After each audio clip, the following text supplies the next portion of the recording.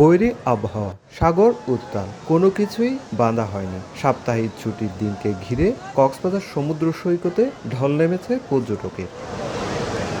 সাগরের নোনা জল ও বালিয়াড়িতে মাতামাতি ভ্রমণ পিপাসুদের। বালুচরে বসে করছেন নাচ গান। আমরা সবাই ৮-১০ জন আসছি আনন্দ উপভোগ করার জন্য, কারণ এই সময়টা সবসময় পাওয়া যায় না। আমরা বিভিন্ন বয়সের লোকজন একসাথে হইয়া আমরা এখানে খুব আনন্দ করতেছি। অনেক ভালো লাগে, আর এই বৃষ্টির মধ্যে এসে অনেক ভালো লাগতেছে। সাগরের উত্তাল ঢেউ, স্রোতের টানও বেশি, তাই সমুদ্র স্নানে ঝুঁকিপূর্ণ এলাকাগুলোতে টানানো হয়েছে লাল পতাকা। কিন্তু নিষেধাজ্ঞা সত্ত্বেও অনেকেই মেতেছেন সমুদ্র স্নানে। প্রশাসনের ভালো হস্তক্ষেপ আছে, তারপরে হয়তো আমরা মানতেছি না।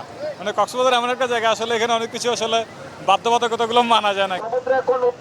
সতর্ক অবস্থানে লাইফগার্ড কর্মীরা প্রতিটি পয়েন্টে পর্যটকদের সতর্ক করতে চলছে মাইকিং। লাবণী সুগন্ধা কলাতুলিয়া 3টি পয়েন্ট থেকে সকাল থেকে কিন্তু এই পর্যটকদের কথা না শোনার হার কিন্তু অনেক বেশি, যার ফলে হচ্ছে বিপদের সম্মুখীন হওয়ার সম্ভাবনা সবচেয়ে বেশি। তারপরে কিন্তু আমরা আপ্রাণ চেষ্টা করে যাচ্ছি এখনো পর্যন্ত যাতে কোনো পর্যটকই বিপদে না পড়ে। পর্যটকের আগমনকে ঘিরে কক্সবাজারে হোটেল মোটেল জোনে বেড়েছে বুকিং, আর সৈকত ঘিরে জমে উঠেছে স্থানীয়দের ব্যবসাও।